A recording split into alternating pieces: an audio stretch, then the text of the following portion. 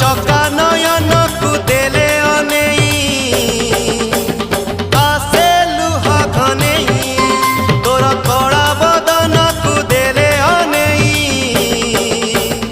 आसे लुहा घनेई